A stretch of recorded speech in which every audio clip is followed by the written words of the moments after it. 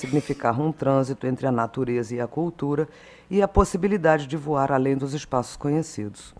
Os motivos florais nos remetem ao espaço ritual, aos perfumes, odores no culto e à presentificação do invisível, segundo Vernon. Elementos florais, cisnes e, do outro lado, um comastês, reforçam o imaginário coríntio da deusa dos animais e curótrofa, relacionada às liminaridades, às fronteiras. Em outro vaso coríntio, vemos a mesma fórmula da deusa alada que segura cisnes. Os pintores do Istmo, como só ia acontecer, ressaltaram em seus vasos os atributos de Ártemis como senhora dos animais, e é possível que essa fórmula tenha suas raízes no Egeu e no Oriente Próximo. A navegação no Mediterrâneo Oriental, em particular no século VIII, antes da Era Comum, estimulou contatos culturais e a circulação de temas e esquemas figurativos entre diversas oficinas. O chamado fenômeno orientalizante permitiu que artesãos de diferentes especialidades pudessem trocar técnicas e expressões artísticas que os pintores arcaicos explicitaram e que geraram fórmulas que foram disseminadas em todo o Mediterrâneo. A Ártemis alada segurando animais, representada junto a folhões, citada por Pausanias, pode ter sido uma inovação das oficinas do Istmo em um contexto de agon, de disputas entre as esferas de produção e de consumo de artefatos, no assim chamado estilo orientalizante. A difusão posterior dessas imagens pela Magna Grécia, Itália e Sicília propiciaram a consolidação da ideia de Ártemis como deusa dos bosques, fronteiras, fertilidade, nutridora, e que garante a sobrevivência, a conservação e a sucessão. Na Sicília são várias as evidências de seu culto sob diversas formas, em fontes literárias, epigráficas, arqueológicas, e com frequência imagens da deusa são associadas a cultos pastorais, primaveris, em cidades, mas também em grutas e cavernas. A forma alada da deusa associada a fórmulas pictóricas coríntias foi detectada especialmente em Siracusa, cidade em que o registro arqueológico sobre o culto de Ártemis é mais abundante e que manteve ligações culturais e religiosas com sua metrópole. Corinto, mas em diversos pontos da ilha a figuração da deusa é atestada com diversas formas e conotações, como deusa dos animais, navegantes, limites, pastores, etc. Ressalte-se que essa abundância de registros não se atém apenas às cidades de origem comprovadamente grega, mas também às cidades sículas, aborígenes e fenícias, denotando um contexto de intensas mudanças culturais e religiosas, colonizações e recolonizações de sítios siciliotas, que disseminaram o culto e a presença de Ártemis em toda a ilha, gerando diferentes recepções e reconfigurações da deusa. Na cidade elímia de Segesta, palco da narrativa de Cícero, que abordaremos agora, o registro arqueológico da presença de Ártemis é escasso. E, de fato, o orador romano é a principal fonte para uma estátua de Ártemis nesta cidade, cujos santuários indicam elementos figurativos helenizantes desde o século V antes da Era Comum. As divindades existem a partir das necessidades humanas e agem no mundo pela via das criações e crenças inscritas nos âmbitos político, econômico, social e cognitivo. Nossa atenção se volta agora para o efeito operado nos espectadores pela estátua de Ártemis em Segesta, que faz com que os segestanos festejem com pompa o seu retorno e ornem seu salvador Cipião. Faz com que Verres a queira, com que os segestanos se neguem a movê-la, e faz com que as mulheres se coloquem em procissão pranteando a sua partida. Destacamos uma seção da quarta parte do segundo discurso das Verrinas, o De Signis, em que Cícero complementa as imprecações contra Verres, que enumeravam os roubos de recursos das cidades e dos objetos decorativos, e apetrechos de valor, com a descrição de supressões e apropriações, principalmente de obras de arte religiosa, remetendo à escultura de Ártemis, sempre nomeada Diana. Verres governou a Sicília entre 73 e 71, e expropriou e roubou das cidades e dos seus habitantes os bens artísticos e os objetos de valor que lhe aprouveram. E quando a sua propretura acabou, os habitantes da ilha formaram uma delegação e solicitaram a Cícero que buscasse a reparação das perdas e danos. Cícero fora questor em Lilibeu de 75 a 73 e, ao partir da Sicília, oferecera seus préstimos aos habitantes. Uma vez designado como defensor dos siciliotas, Cícero passou quase 4 meses recolhendo documentos que sustentassem seus argumentos e acusou Verres em favor das cidades. Em sendo um discurso destinado a um tribunal repetundarum, ou seja, de malversações de governadores provinciais, apesar de não ter sido pronunciado, pois Verres abandonou o tribunal e se autoexilou, o texto publicado manteve as características de tal tipo de discurso, o que fez com que os temas políticos aparecessem com maior destaque que os artísticos. A finalidade deste discurso de acusação é despertar a indignação da audiência com o relato das ações de Verres em sua província, e nos dispomos aqui a pensar, além dos dados políticos, em como os espectadores lidavam com as estátuas subtraídas pelo pretor. A estátua de Diana em Segesta, uma estátua de culto, é o primeiro dos grandes exemplos de Cícero dos roubos de Verres, mas a narrativa ciceroniana insere a estátua em um relato maior de transferências e ressignificações desses artefatos religiosos no Mediterrâneo, destacando seu valor simultaneamente religioso, artístico e político. Pode-se perceber no relato a materialização em um objeto de diversos sentidos atribuídos a uma estátua de uma divindade na antiguidade. Os parágrafos mais significativos são de 72 a 78 e destacaremos o 77. O fio condutor da narrativa são as movimentações da estátua. Segundo Pausanias, o sequestro de estátuas divinas era um uso estabelecido nos tempos antigos, uma prática antiga e em vigor entre gregos e bárbaros, criando diversos episódios de movimentação e mudança de status dessas obras. Cícero narra 3 ocorrências de movimentação da estátua. A primeira em 405 e 404, quando os cartagineses despojaram a cidade, transferindo a estátua para Cartago. Em segundo lugar, o retorno da mesma sob Cipião, após depredar Cartago e seus bens. E, por fim, seu roubo por Verres. Os movimentos de estátuas em casos de deportação, transferência, restituição, etc., são bem atestados no mundo mediterrâneo antigo, desde as narrativas sobre Troia, os relatos da colonização grega, as conquistas de Alexandre, a colonização cartaginesa, romana e além. A estátua é percebida como um bem herdado dos antepassados, como um elemento dos costumes religiosos e como um bem coletivo que sublinha a coesão e a autonomia da polis. A movimentação da estátua revela uma trajetória singular entre Segesta, Roma e Cartago, e Cícero se move na longa duração entre os séculos 5 e 1 da nossa era. Segesta era uma cidade elimiana, um dos povos siciliotas. Foi aliada de Atenas na Guerra do Peloponeso e passou ao domínio cartaginês após 409 antes da nossa era. Foi temporariamente aliada de Pirro contra Roma, mas firmou aliança com Roma na Primeira Guerra Púnica. O relato de Cícero tem início com o tema da proximidade da aliança entre Segesta, uma cidade sem pacto de submissão, e Roma, uma afinidade baseada em uma origem comum, a tradição da fundação por Enéas. Cícero explora, então, um discurso de parentesco entre Segesta e Roma na figura de Enéas, o ancestral fundador comum. A estátua de Diana é simulacrum, isso é latim. Bom, a primeira coisa que os segestanos mostraram ao então jovem questor Cícero, em 75, antes da Era Comum, é definida como sendo caracterizada por uma antiquíssima religione e também pela grande perícia técnica e perfeição da fatura. Mas Cícero não detalha sua localização exata, se estava na ágora ou no templo, nem quem foi o escultor. Do mesmo modo, o discurso não permite identificar com precisão a quais dispositivos cultuais a estátua estava ligada. Segue-se a narrativa da transferência da estátua a Cartago, quando Segesta lutou contra os cartagineses por sua própria iniciativa, e podemos supor que isso ocorreu antes da Primeira Guerra Púnica.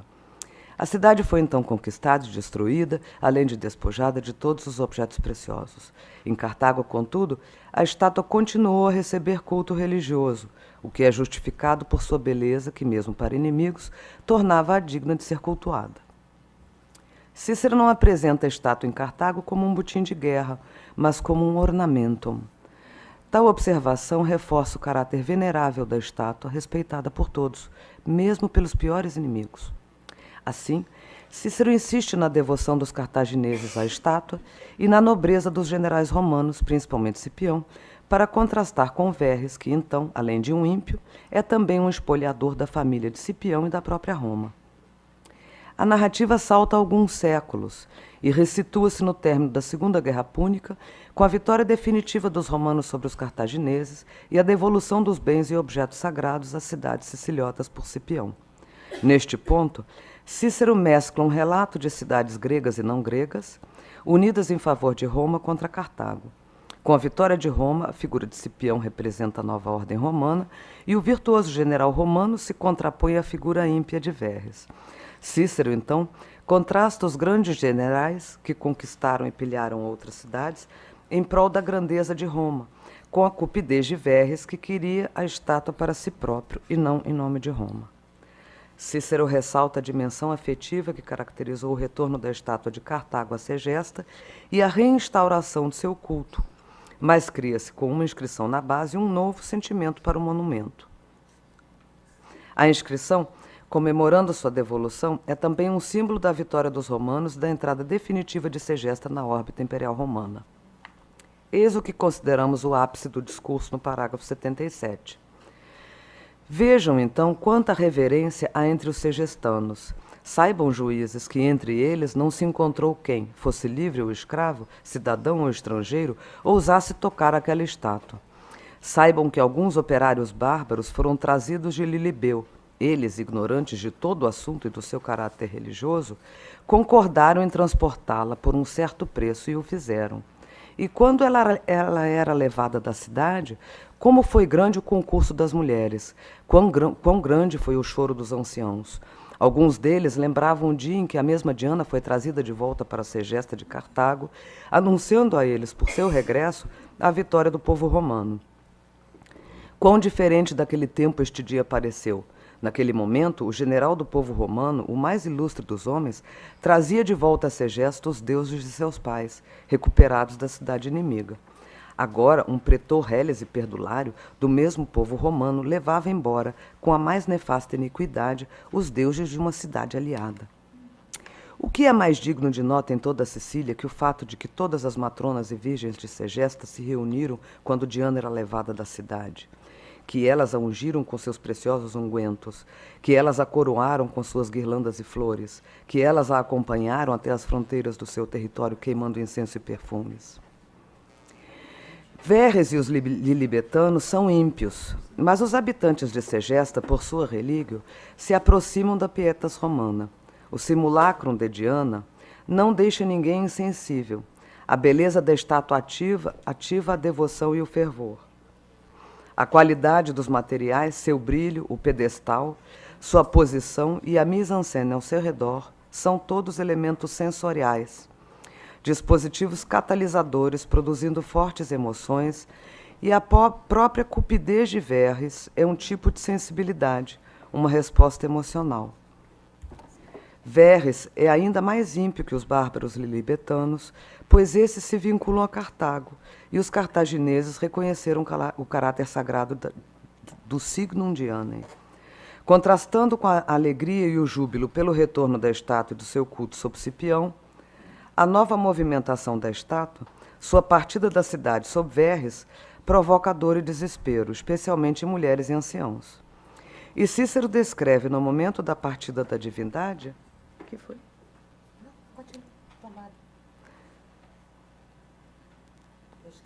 Um rito religioso no qual o papel das mulheres e das meninas é destacado. Elas são o veículo da sucessão e da permanência. Trata-se de uma procissão com a presença da imagem divina, sagrada e venerável, com ungüentos, flores e perfumes, em que os fiéis estão próximos e se beneficiam da presença da divindade. Mas não se trata de uma festa, e sim da despedida de sua deusa. O sentimento de perda, de luto, é apresentado por meio dos gestos cultuais de cuidado com a estátua, levando-a em procissão aos limites do território, incluindo alguns elementos que lembram ritos funerários, como as coroas de flores, e caracteriza essas ações rituais, e note que nesse ponto do discurso Cícero refere-se à estátua como a própria deusa, Diana. O choro dos anciãos pela partida de Diana é, na voz da cidade, o luto pela dissipação da tradição. Cícero descreve a estátua como alta e imensa, colocada em um pedestal. Enquanto escultura, a sua verticalização acentuada aumenta a distância entre a obra e o espectador, que ocupa, assim, um espaço diferente daquele do observador, apontando para a alteridade idealizada da deusa, para a transcendentalidade dos seus valores e para a consolidação do seu poder de proteção à comunidade, garantindo o seu sustento e a sua continuidade. Essa distância entre a estátua e o seu observador favorece a imaginação e incita o culto, que, por sua vez, é um exercício de aproximação e de assemelhação do humano ao divino. Oblitera-se a noção de que a estátua é um objeto construído, e o apelo emocional é incrementado, tornando-se uma necessidade. O desejo de ligação com a divindade, figura ideal de autonomia e do subsequente acesso aos seus poderes, enseja uma transferência afetiva que deriva em identificação. Cícero também descreve a estátua de Diana limitando-se à sua frontalidade, o que diminui a sua materialidade. O reconhecimento dos dados de volumetria conferiria à estátua uma corporeidade que, pela textura do material empregado e pelos traços característicos da manufatura, seu caráter de obra, a denunciaria como um objeto feito. Apresentada como uma figura em plano frontal ascendente, o olhar do espectador desliza pela imagem em direção ao alto, a um horizonte imaginário superior ao estado atual. Com a escassez de detalhes na descrição, Cícero abre espaço para a imaginação particular dos seus ouvintes, que tendem à referência aos pressupostos do universo simbólico, pois a imaginação busca preencher as lacunas dos elementos que lhe faltam para completar a forma sucintamente apresentada, e recorre à memória do senso comum, formado pelos mitos e suas sucessivas representações. Quanto mais particular uma imagem mental, maior a tensão entre a figura e a palavra que a nomeia, que é, por sua vez, particular ao sujeito que a enuncia. E o sujeito da percepção tende a mitigar esta tensão com uma aderência ao simbólico. A busca de acomodação do patos ao simbólico é também um movimento de ajuste afetivo ao grupo, ao significado institucionalizado. A tensão produz uma Eichspaltung, correspondente a uma divisão na consciência, que salta da inquietude da particularidade para o senso comum, e como em um intervalo provocado pelo salto, apaga-se da memória o percurso que liga o signo ao objeto real que precedeu o processo linguístico de simbolização. Toda a carga emocional se difunde no sentido de comunidade, intensificando a coesão grupal.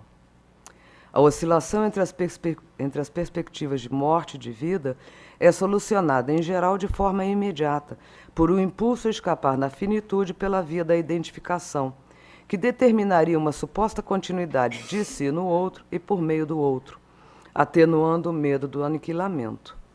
E os meios de viabilizar essa expectativa frequentemente se estendem à imposição ideológica, como promessa de realização dos anseios e desejos pelo outro, si mesmo, representado pela imagem icônica da divindade daquele outro que parece indestrutível.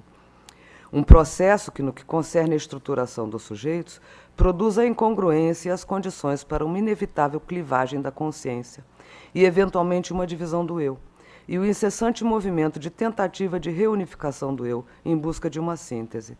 A síntese, por ser um resultado lógico da equação dialética, só pode ser uma idealidade que suprime necessariamente parte da experiência.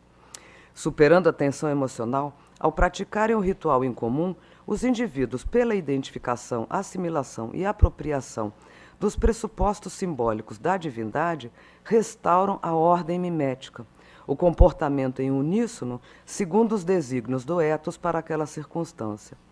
A presentificação da divindade, que nos rituais comuns seria uma manifestação epifânica, em que os agentes guardam a relação de alteridade com a divindade pela via do olhar, na procissão de despedida, alcança a intensidade emocional do transe patético e passa a ser uma ontofania, a completude do ser pela sacralização do simbólico e pelo empuxo à comunhão grupal. Cada um e todos são a Diana que Verres arrebata, e junto com a deusa solapa a perspectiva da tradição e da sucessão, associadas à amálgama de valores e sentimentos interiorizados que constituem as identidades em vias de dissolução e se protegem emergindo na divindade. Assim, diante das incertezas quanto à conservação da vida ordenada na cidade e da insegurança diante da subversão de um ethos instituído, que acenam para a fragilidade da coesão social, derivadas de um governo que desrespeita as regras romanas de convívio com as províncias, o corpo social, composto por cada cidadão, mergulha na identificação com a figura de liderança de cunho transcendental, uma vez que não pode se dirigir para a figura do líder político. A imagem da estátua favorece a identificação desta instância imaginária de poder. Neste sentido, Diana é o signo da alteridade segura.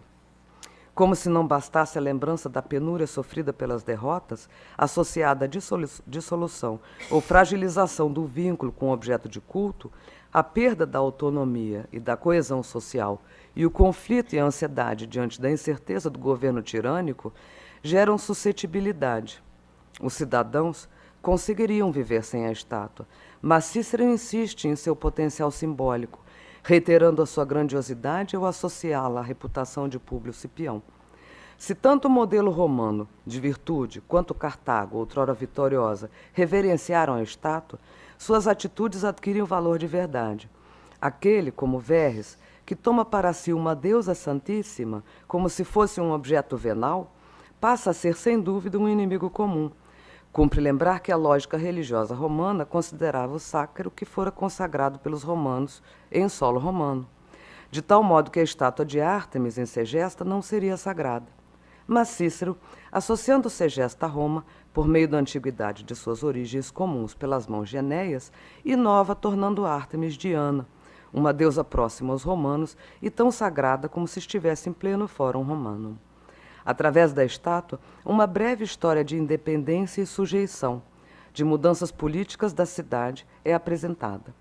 A estátua aqui é um símbolo e um catalisador da mudança histórica. Transportada de um lado a outro, se transforma em um símbolo de liberdade e de sujeição, mas também um vetor dos contatos e conexões culturais no Mediterrâneo. O próprio fato de Cícero se referir à divindade helênica com um nome latino indica a interpretatio romana em ação, romanizando Ártemis e criando evocações de respeito religioso no público romano, certamente visando a emocionar sua audiência, mas fundamentado em sentimentos compartilhados. Obrigada.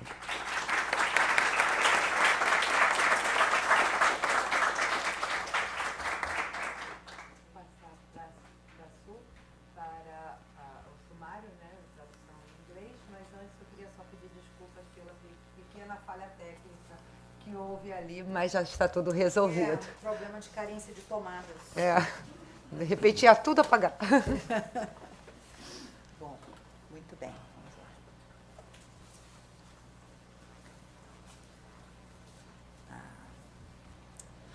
lá. Artemis is a divinity present in a wide temporal arc in many regions of the Mediterranean. She is commonly known as the patron of the forest and of hunting, protector of birth, goddess of wild beasts. Okay. This presentation will start from some examples of the goddess's cult in ancient Corinth, where the divinity can be traced far back. We will use images from artifacts and from passages from Pausanias, and then concentrate in a Ciceronian narrative that is the only known source that talks of a statue of Artemis in Segesta. Images seen or perceived as divinity, and the same images seen as symbols and or artistic objects, are phenomena that coexist in the same human group. Some of the important questions in the study of ancient religions are mobility, exchange, and religious resignification between the peoples of the Mediterranean. The study of divine images allows us to think of them as an evidence of ways of perception and as a form of thought and action, a way to analyze social practices based in the social construct of reality. In ancient Corinthian polis, solemn and cathartic processions dedicated to Artemis can be identified. In the wooden plaque circa 540 before current era, found in a cave in Pisa, Corinth, we see the image of a procession taking a lamb to be offered at the altar. This polychrome votive plaque presents 7 human figures in procession, all crowned with myrtle and carrying bowls in their hands, a sign of a sacred ceremony. This votive plaque evokes a harmonious procession towards the altar. We see 3 children represented in the image, and that suggests that from an early age they have contact with the sacred and with rites where the blood of the victims is criteriously shed. This sacrificial activity guarantees the connection of the group with the common gods and with their land. The pompe in this wooden plaque is one of the pictorial schema created by the artisans of Isthmus to represent rites dedicated to Artemis. Pausanias, in his Elados Perigueses, presents other images associated with Artemis in the Corinthian imagery, which spread across the Mediterranean, especially through the means of artistic production. He mentions 2 temenos of the goddess in Corinth, the first in the region of Isthmus on the way to the port of Kenkreai, facing the Saronic Gulf. The second one was placed at the Agora. That suggests a spatial distribution of the images of the goddess in the Isthmus and other points of Magna Graecia mentioned in this work. Artemis is the lady of beasts, the wild one, but at the same time the instructor, also connected to hunting. Besides the mountains, Artemis extends her dominions to the marshes and coastal zones, where the frontier between water and land is uncertain. She cares for children and young beasts, nourishes humans and animals. She walks between wildness and culture. In some images, she is seen with swans. According to Aristotle, swans have as habitat the lake and the marshes. They are gregarian, monogamous animals, but are susceptible to devouring each other, what confers them a characteristic considered to be wild. Edouard Will mapped Corinthian artifacts, reliefs and votive plaques, with the representation of winged Artemis, which might represent a communication between nature and culture, and the possibility of flying beyond known spaces. Navigation in Eastern Mediterranean, in particular around the 8th century before current era, stimulated cultural contacts and the diffusion of figurative themes and schema between different workshops. This phenomenon allowed artisans of different areas to exchange ideas and artistic expressions that were made explicit by the painters of Isthmus, who created formulas that were spread throughout the Mediterranean. The winged form of the goddess, associated to Corinthian pictorial formulas, was detected especially in Syracuse, where the archaeological register of the cult of Artemis is abundant, a city that kept straight cultural and religious ties with the metropolis. In several parts of the island, images of the goddesses are found in her several forms and connotations, lady of beasts, of sailors, or of shepherds, etc. The city of Segesta, stage of Cicero's narrative, has scarce archaeological register of the presence of Artemis. The Roman orator is the main source for a statue of Artemis in this city, where the sanctuaries indicate Hellenistic figurative elements since the 5th century before current era. Our attention now turns to the effect caused by the spectators by the statue of Artemis in Segesta. It made people of the city celebrate with pomp its return, honoring her savior Scipio. It makes Verres want it. The Segestan refused to move her, and it makes women move in procession, wailing her departure. Verres, I don't know, Verres is still Verres in English? Verres was governor of Sicily between 73 and 71, and he expropriated and stole the cities and their inhabitants of valuables and artistic objects as he wished. And when his tenure was finished, the island inhabitants formed a delegation of representatives and asked Cicero to help them get reparation for damages. Once he was the assigned defendant of the Sicilian, Cicero spent almost 4 months gathering documents that sustained their arguments and accused Verres in favor of the cities. The aim of this discourse is to raise the indignation of the audience with the telling of the actions of Verres in his province. And in this work, we want to think beyond the political aspects and examine how the spectators dealt with the statue stolen by the praetor. The statue of Diana in Segesta, a cult statue, is the first of the great examples of thefts by Verres mentioned by Cicero. But his narrative inserts this statue in a bigger tale of transference and resignification of these religious artifacts in the Mediterranean, highlighting their simultaneous religious, artistic, and political value. The moving of statues in cases of deportation, transference, restitution, etc., are well attested in the Mediterranean world since the Trojan narratives, the tales of Greek colonization, the conquests of Alexander, Carthaginian and Roman colonization, and beyond. The statue is perceived as a possession inherited from the ancestors, as an element of religious costumes, and as a collective possession, underlining the cohesion and autonomy of the polis. The statue of Diana, the first thing that the Segestan showed the young questor Cicero in 75 BCE, is defined as characterized by antiquissima religione and also by the great technical expertise shown in the making of it. Cicero does not give details of the exact location nor the name of the sculptor of the statue. The discourse does not allow us to identify with precision to which cultural aspects this statue was connected. Cicero highlights the affective, the emotional dimension that characterized the return of the statue from Carthago to Segesta and the inauguration of its cult. But it was created an inscription on the basis, giving a new sense to the monument. The inscription in the basis of the statue, celebrating her devolution, is also a symbol of victory of the Romans and the definitive entrance of Segesta in the Imperial Roman world.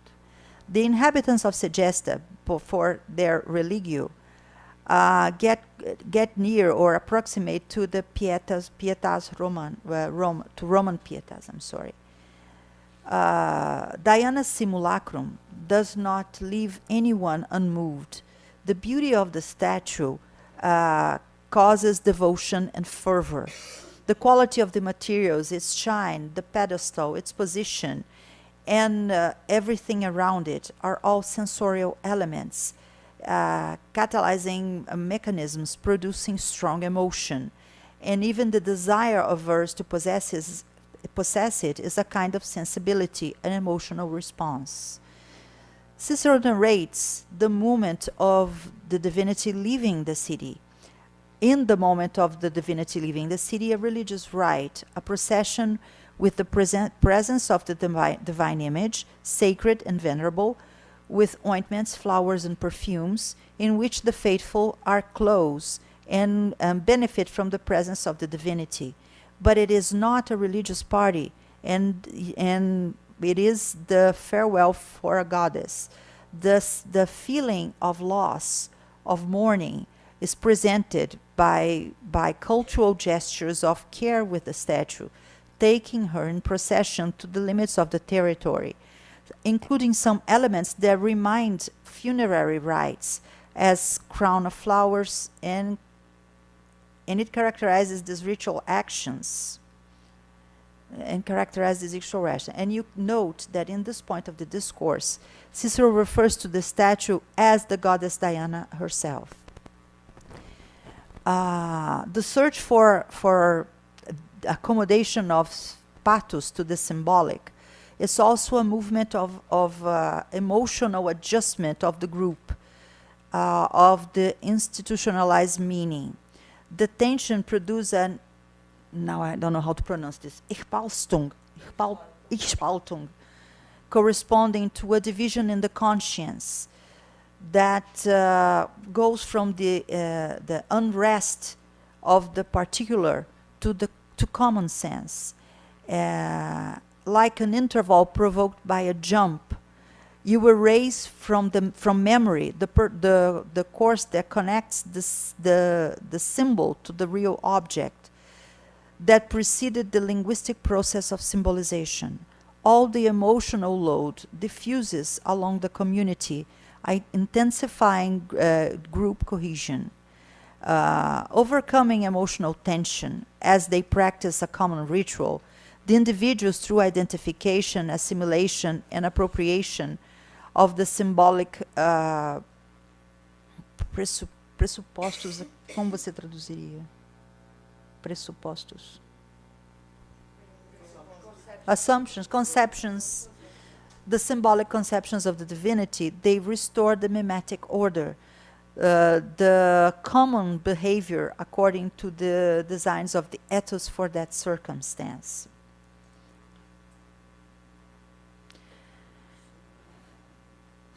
So, facing the uncertainty regarding the conservation of the ordained life in the city and the unsureness on the subversion of an instituted ethos that show the fragility of social cohesion coming from a government that disrespect the Roman rules of living in the provinces, the social body composed for each citizen dives in the identification with the leading figure of transcendental nature. Once you cannot